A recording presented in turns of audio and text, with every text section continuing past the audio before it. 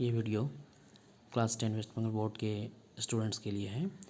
इस वीडियो में 23.2 का सॉल्यूशन देखेंगे, जिसमें क्वेश्चन नंबर 8 और 9 और 11 का सॉल्यूशन किया गया है। क्वेश्चन नंबर 10 का सॉल्यूशन इसके 5th वीडियो में मिलेगा और 5th वीडियो का लिंक इस वीडियो के एंड में स्क्रीन पर आ जाएगा। उसे क्लिक करके स्टूडेंट 5th वीडियो को देख सकते हैं और क्वेश्चन नंबर 10 का सॉल्यूशन भी पा सकते हैं। क्वेश्चन नंबर 8, इसमें दिया गया है x tan 30 degree plus y cot 60 degree equals to 0 और 2x minus y tan 45 degree equals to 1 और हमें कहा गया है कि x और y का वैल्यू निकालना है। ठीक है, तो हम इसका सॉल्यूशन करेंगे। इसका सॉल्यूशन करने के लिए सबसे पहले जो फर्स्ट इक्वेशन दिया गया है x tan 30 degree plus y cot 60 degree equals to 0, इसको लिख लेंगे और इसमें वैल्यू पुट करेंगे। तो x के प्लेस में x लिखना है, tan 30 का वैल्यू 1/√3 होता है इसलिए 1/√3 लिख लेंगे, प्लस लगाना है y है, और cot 60 डिग्री का वैल्यू 1/√3 होता है इसलिए 1/√3 भी लिख लेंगे, इक्वल्स टू 0 भी लिख देंगे। फिर एलसीएम लेंगे तो √3 होगा इसका एलसीएम, और एलसीएम लेके सिंप्लीफाई करेंगे तो ऊपर में x बचेगा प्लस y बचेगा, उसको लिख लेंगे इक्वल्स टू 0। अब हम इसे क्रॉस मल्टीप्लाई करेंगे तो क्या होगा, x प्लस वाई यहाँ पे रहेगा और √3 का मल्टीप्लाई 0 से होने से वो 0 बन जाएगा। तो हमें मिलेगा equation x plus y equals to 0, जिसको हम इक्वेशन नंबर 1 नेमिंग कर देंगे। ठीक इसी तरह से अब हम इसका सेकेंड पार्ट देख लेते हैं। सेकेंड पार्ट दिया गया है 2x minus y tan 45 degree equals to 1। इसमें भी सेम हमें वैल्यू पुट करना है, तो 2x के प्लेस में 2x लिखना है, y और tan 45 का वैल्यू 1 होता है इसलिए 1 ही रखेंगे और थोड़ा सा सिंप्लीफिकेशन करेंगे। 2x minus y into y 1 is y equals to 1, तो ये इक्वेशन बन गया, ये हो गया हमारा इक्वेशन नंबर 2।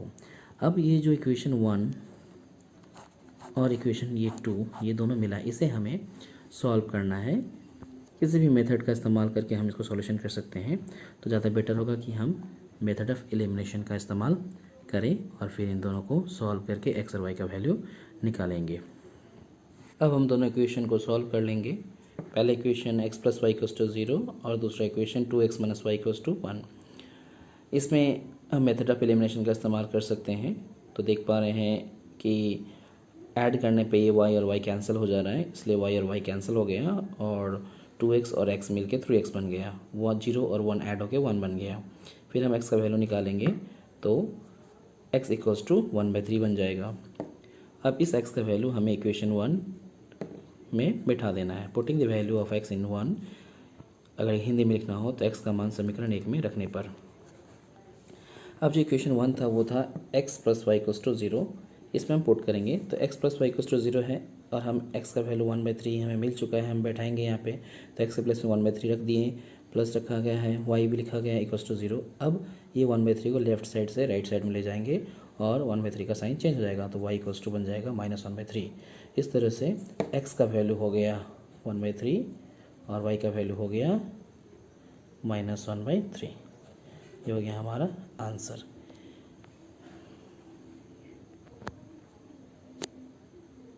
एक बार फिर से देख लेते हैं। सबसे पहले हमें फर्स्ट इक्वेशन का इस्तेमाल करके इक्वेशन नंबर 1 बनाना है, फिर सेकंड पार्ट का इस्तेमाल करके सेकंड नंबर इक्वेशन बनाना है, फिर दोनों इक्वेशन को सॉल्व करना है और सॉल्व करके x और y का वैल्यू निकालना है, जिसमें हमें x का वैल्यू 1/3 मिलेगा, y का वैल्यू -1/3 मिलेगा और ये हो जाएगा हमारा आंसर। क्वेश्चन नंबर 9, इसमें बोला गया है कि a और b दोनों का वैल्यू 45 डिग्री है और प्रूफ करना है sin a plus b equals to sin a cos b plus cos a sin b, और दूसरा है cos a plus b equals to cos a cos b minus sin a sin b। हमें prove करना है LHS equals to RHS की तरह। हम इसका प्रूविंग पहले से ही करके रख लिए हैं, तो हम इसे एक्सप्लेन कर देते हैं किस तरह से करना है। तो फर्स्ट क्वेश्चन में पहले पार्ट में LHS में लिखा हुआ है sin a प्लस बी, तो हम लिख लेंगे sin a प्लस बी, फिर साइन लिखना है और जैसे क्वेश्चन में बोला गया है a और b दोनों के प्लेस में कितना डिग्री बैठाना है, 45 डिग्री बैठाना है, इसलिए हम बैठा लेंगे। तो साइन लिखेंगे और a के प्लेस में 45 डिग्री, फिर प्लस है तो प्लस लिखेंगे, b के प्लेस में भी 45 डिग्री। अब हम देख पा रहे हैं कि साइन और अंदर में 45 डिग्री प्लस 45 डिग्री ये दोनों मिलकर बन गया है 90 डिग्री, तो ये बन गया साइन 90 डिग्री और साइन 90 का वैल्यू होता है 1, इसलिए हम 1 लिख लेंगे। तो LHS हो गया। अब इसी तरह से हम RHS में आएंगे। तो RHS क्या है, RHS में कहा गया है कि sine a cos b plus cos a sin b, इसमें हमें वैल्यू पुट करना है। क्या वैल्यू पुट करना है, a के प्लेस में 45 डिग्री और b के प्लेस में भी 45 डिग्री, तो हम ठीक वही लिखेंगे, साइन 45 डिग्री cos 45 डिग्री plus cos 45 degree sine 45 degree. जहाँ पे a था उसकी जगह 45 डिग्री और b के प्लेस में भी 45 डिग्री, तो लिख लिया हम।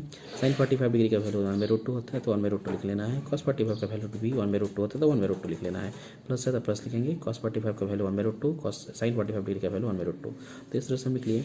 अब यहाँ पे 1/√2 इंटू 1/√2 मल्टीप्लाई करेंगे तो ये 1/2 बन जाएगा, प्लस के प्लेस से प्लस डालेंगे, 1/2 1/2 फिर से 1/2 बन जाएगा, लिख लेंगे। अभी 1/2 और 1/2 को प्लस करने से 1 बन जाएगा। तो ये हमारा RHS का पार्ट कंप्लीट हुआ। हम देख पा रहे हैं कि LHS में 1 आया था और यहाँ पे RHS में भी 1 हो गया, इसलिए हम लिखेंगे कि LHS इक्वल्स टू RHS। तो ये फर्स्ट पार्ट जो है वो हम प्रूव कर पा रहे हैं इस तरह से। अब हम सेकंड पार्ट की ओर चलते हैं। सेकंड पार्ट को देख लेते हैं कि उसे किस तरह से प्रूव किया गया है।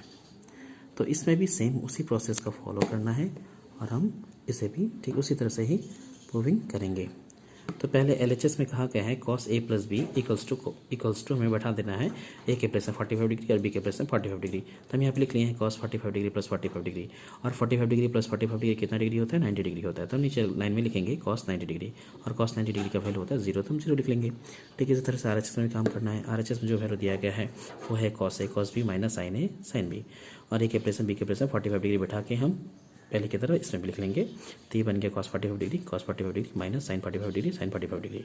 और जहाँ तक हम जानते हैं कि cos 45 का वैल्यू भी 1/2 होता है और sin 45 डिग्री का वैल्यू भी 1/2 होता है। तो हमें cos 45 डिग्री के प्लेस में 1/2 बैठाना है, cos 45 के प्लेस में 1/2 बैठाना है, माइनस है तो माइनस है। यहाँ पे sin 45 इसका वैल्यू 1/2 होता है, और sin 45 है यहाँ भी, तो इसका वैल्यू भी 1/2 ही होता है। तो हम यहाँ पे लिख लेंगे।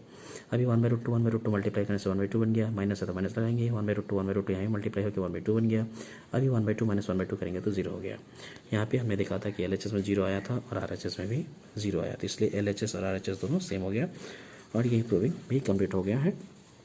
तो सेकंड पोर्शन का प्रूविंग भी हम इस तरह से लिख लेंगे। तो हम देख पा रहे हैं कि हमारा क्वेश्चन नंबर 9 का फर्स्ट पार्ट और सेकंड पार्ट दोनों ही प्रूव हो गया। क्वेश्चन नंबर 11, इसमें दिया गया है थीटा के किस मान के लिए 2 cos square theta minus 3 cos theta plus 1 equals to 0, ये इक्वेशन सही होगा या ट्रू होगा। यहाँ पे थीटा का वैल्यू दिया गया है और बताया गया है कि थीटा का वैल्यू 0 से बड़ा और 90 से छोटा है। तो ये इसलिए दिया गया है ताकि हमें जितने भी साइन कॉस और जितने भी ट्रिग्नोमेट्रिकल रेशियोज होते हैं उनका पॉजिटिव वाला वैल्यू लेना है, नेगेटिव वाला वैल्यू नहीं लेना है, इस वजह से। और इसके बारे में और भी डिटेल्स क्लास 11 में पढ़ने को मिलेगा। तो फिलहाल हमें ये जान के रखना है कि हमें जितने भी ट्रिग्नोमेट्रिकल रेशियोज मिलेंगे उन सब का पॉजिटिव वाला वैल्यू कंसिडर करना है। अब हम सॉल्यूशन देख लेते हैं। सॉल्यूशन में 2 cos square theta minus 3 cos theta plus 1 equal to 0 ये दिया गया है। हमें इसे मिडल टर्म फैक्टर की तरह फैक्टराइजेशन कर लेना है, यानी ब्रेक कर लेना है। तो हम देख पा रहे हैं कि मिडल टर्म फैक्टर की तरह यहाँ पे 2 है और यहाँ पे 1 है, यानी 2 1 से 2। तो ऐसा 2 डिजिट चूज़ करना है जिसे मल्टीप्लाई करके 2 आए और प्लस करके 3 आए। तो वो कौन कौन से हो सकते हैं, 2 और 1 हो सकते हैं। तो इसी तरह से हम इसको लिखेंगे 2 cos स्क्वायर थीटा, माइनस है तो माइनस लगाएंगे, और इस 3 के प्लेस में हमें लिखना होगा 2 plus 1 cos theta plus 1 equal to 0। हम इसे ब्रेक करके अच्छी तरह से दिखा रहे हैं, कोई जंप करके करना चाहे तो भी कर सकते हैं। 2 cos square theta minus 2 cos theta minus plus minus 1 into cos theta is cos theta plus 1 equals to 0। अब हमें कॉमन लेना है, इस 2 पार्ट में से कॉमन लेना है। तो यहाँ से क्या कॉमन निकलेगा, यहाँ से 2 cos थीटा कॉमन आएगा, तो कॉमन ले लेते हैं। बचेगा अंदर में cos थीटा माइनस 1। फिर इन दोनों में से भी कॉमन लेते हैं तो -1 कॉमन आएगा, -1 कॉमन आएगा, और यहाँ बचेगा cos थीटा, और हम माइनस कॉमन ले चुके हैं इसलिए प्लस जो है वो माइनस बन जाएगा और 1 जैसे है वैसे रह जाएगा इक्वल्स टू 0। अब हम देख पा रहे हैं कि यहाँ इस ब्रैकेट के अंदर cos थीटा -1 है, यहाँ भी cos थीटा -1 है। ये दोनों को हम कॉमन ले लेंगे तो cos थीटा -1 ये टोटल कॉमन हो गया, और यहाँ पे बचा 2 cos थीटा -1 इक्वल्स टू 0। इस तरह से हमें 2 फैक्टर मिल गया है। अब हम इनका फैक्टराइजेशन करेंगे।